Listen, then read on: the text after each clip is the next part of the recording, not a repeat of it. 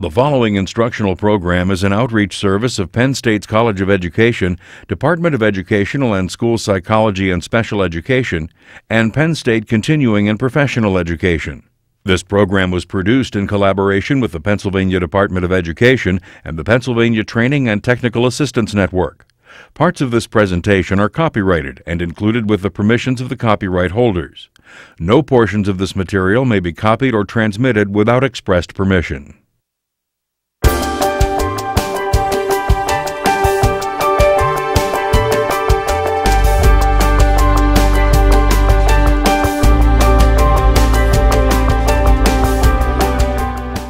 Hello, my name is David McNaughton. I'm on faculty at Penn State University, and I would like to welcome you to this presentation on working with students with low incidence disabilities in general education classrooms.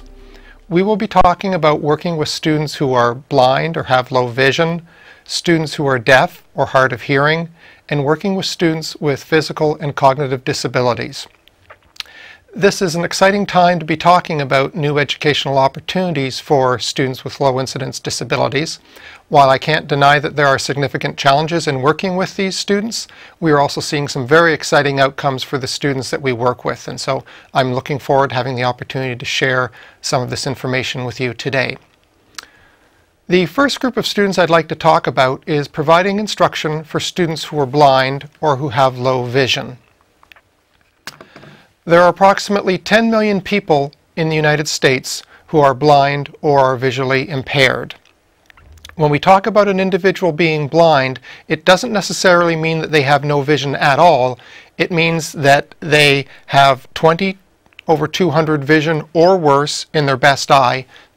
Typical vision is 20/20, so these individuals have 20/200, or they have a visual field of less than 20 degrees.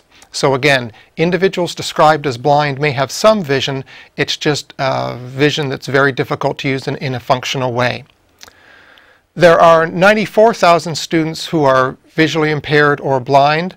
Of that group, 11,000 of those students are both deaf and blind. For the purposes of this presentation today, I'm mostly going to be talking about students who have a visual impairment but are able to hear.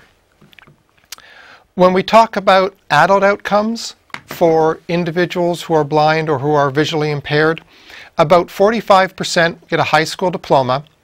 Of those with a high school diploma, 16% carry on to get a university degree, and there's about 30% employment among individuals with severe visual impairments or individuals who are blind. A little bit later in the presentation, we'll be talking about some of the advocacy work that's going on with parents and other professionals who are pushing very hard for schools to really challenge children with visual impairments and to make sure that they have the skills they need to move into the world of employment. And it's when we see employment statistics like this that you start to understand why people are working so hard to make sure that this next generation enjoys better outcomes than the generation we're currently seeing.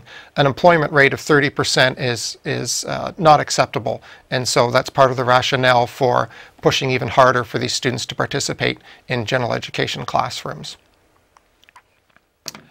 I'd like to talk for just a moment about how vision works. Basically, when we look at the visual system, we're looking at a situation where the eyes gather information and then send that information to the brain. Don't worry, I would never dream of asking you to label these parts on a test or an exam. I've included this information just so you can get a little bit of a sense of the complexity of what's going on, and in case you ever see some of these terms being used in a report that's presented to you. Basically what happens is that the brain builds a collection of information based on what is sent to it from the eye, and then it uses these bits and pieces of information to try and make sense of the world. Sometimes with the optical system there are small aberrations that result in some fairly widely seen differences in visual ability. So when we talk about nearsightedness, that's a way of describing individuals who have difficulty seeing things at a distance. So the picture on the right is an example of what an individual who is nearsighted might see. The fancy term for this is myopia. And basically what's happening is that as the eye takes in information, it's not focusing it in a way that that image can be seen sharply by the eye. So at the top there we see what typically happens for an individual with myopia, and you'll see how the image is not being focused in the correct area. When a corrective lens is added, so we see that in the bottom half of the diagram, the image is now focused in the correct spot for that image to be seen clearly and sharply. So that's what having glasses does for somebody who suffers from myopia. For those of you who need to use glasses like me, the only good news I can share with you is that there seems to be a very, very small correlation between individuals who have myopia and higher intelligence. So we can maybe kid ourselves that we're a little bit smarter than people that don't need to wear glasses. The other good news in a sense is that if you have myopia while young, chances are good that you will not need reading glasses as you get older in life. So if there's any good news to having myopia, it's those two little pieces of information right there. The opposite effect from myopia is hyperopia, or farsightedness. These individuals have difficulty focusing on near objects, and sort of the reverse situation from what we just saw. The eyeball is too short, so in a sense the image is being focused in a way that is beyond what the eyeball can cope with, in a sense. And again, corrective lenses, or reading glasses in this case, serve to focus the image in the appropriate place so that it can be seen sharply and clearly by the individual. I am going to be talking about some more severe visual difficulties, but I did want to start by just talking a little bit about some of the milder visual difficulties that you may see with the children in your classroom. If children are not able to actually tell you or talk to you about this, you may notice that you have children in your class who are rubbing their eyes constantly, frowning when they're trying to look at the blackboard, who need to tilt their head as they look at work that's at a distance. Maybe you have children in your class that blink excessively as they do work, or who really struggle with doing close and far work. I said at the beginning, or I said just a moment ago, that children may not talk to you about the difficulties that they have. I've also seen with teenagers and with undergraduates here at Penn State, there's a reluctance to wear glasses in situations in which they may really need to wear glasses. So you may find through classroom interaction that there are students that are experiencing difficulty with seeing things at a distance. In these situations, you'll need to make some decisions first about making referrals for these children to get additional visual assessments, so asking a school nurse or maybe a quick note home to parents just saying that you've experienced some difficulties. You can also experiment with moving children around in the classroom. But if you do have any concerns at all, or if you do see any of these warning signs, I would encourage you to get in contact with somebody that can do additional assessment in this area. So I spoke for a moment about some of the milder visual challenges we may see. We're now going to start talking about some of the more serious visual issues. Cortical visual impairment refers to a situation where there has been damage to the pathways that link up the optical system with the perceptual system. So sometime between the image being received and the image being sent to the brain, some sort of disturbance has occurred. If this is not remediated, as you can imagine, the brain is not able to build up a appropriate or consistent or representative pattern of what's going on in the world. So in these situations, the perceptual system cannot develop a good sense of what the world looks like. And when this happens, we start to see some of the issues that are associated with being blind or having very low vision. Some of the characteristics that we see with individuals who are blind or who have extremely low vision is that their language development may be delayed. If you watch a very young child without a visual impairment interacting with their parent, you'll see that they quickly get very good at having what's called a joint focus of attention.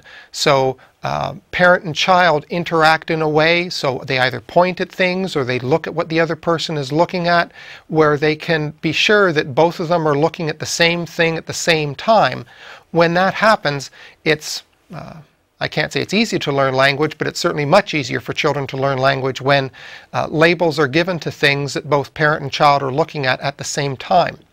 You can understand that if an individual has low vision or no vision at all, how difficult it may be for them to develop a vocabulary of names and words for things in their environment. It's much more difficult to be sure that both parent and child or adult and child are referring to the same object at the same time if they're not able to establish that they're both, in a sense, looking at the same thing at the same time. So individuals with visual impairments, especially as young children, tend to be less precise in their word meanings and may have real difficulty in understanding concepts like under, below, beside, have difficulty developing a wide and broad vocabulary. Typically what's recommended here is, as much as possible, try and get children involved in direct manipulation of objects. So try and get them touching and moving and physically involved with the concepts and the items that are being referred to in order to make sure that they have a full and rich understanding of the vocabulary items being used. Another major challenge for individuals with visual impairment or individuals who are blind is that their world knowledge may be limited. So they may have fewer incidental learning opportunities. They may be out in the community less. When they are out in the community, they will have more difficulty learning labels and terms for things that are at a great distance from them. Some of the things that can be helpful for parents and for educators is to try and verbalize activities, so to talk a lot about what's going on. They're not going to be picking up information visually, so they need to be getting that information auditorily. As teachers, we also need to be alert for situations for which a child may have no reference. So for example, it's fairly easy to talk about wood coming from trees, but for a child who's blind or is severely visually impaired, they may not have had direct experience with wood. Or so they may not have seen planks, they may not have been to a lumber yard, they may not have sort of had somebody point that out to them, and they may not have had physical contact with it. They may also not be totally familiar with what a tree really looks like in a sense. So they may have felt bits and pieces of it, but they may not have an understanding how big it truly is. Another way to try and help develop the world knowledge of students who are blind or have low vision is to look for enrichment activities. So books on tape is one very popular way of trying to make sure that students with visual impairment have access to lots of language learning opportunities. A little bit later on in this series, I'll be talking about some of the different assistive technologies that are available to help students, regardless of their disability, get access to books on tape. When we think about instructional content for students with visual impairments, there's really two principles to keep in mind. The first is that individuals who are blind or who have low vision are saying that they want the opportunity to be equal. So they want access to the existing core curriculum that is the field of study for individuals without visual impairment. On the other hand, there is a recognition that they will need to have the right to be different. So in addition to the academic content that all other students learn, individuals who are blind or who have low vision are also saying that they need access to the expanded core curriculum. So we're just going to talk a little bit more about what that means.